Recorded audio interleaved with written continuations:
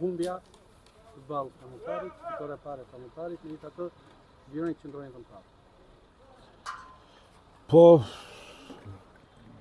ashtu si shkoi loja, unë them rezultati më i drejtë ishte barazimi.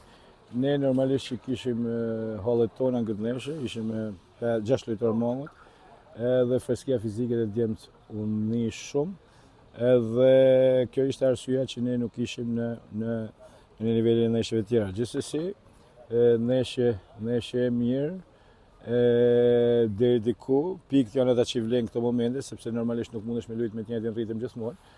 Do kesh oscilacione gjatë kampionatit, por e rëndësishme për ne ishte që të merrshim pikë sot. Se arritëm, ky është futbolli.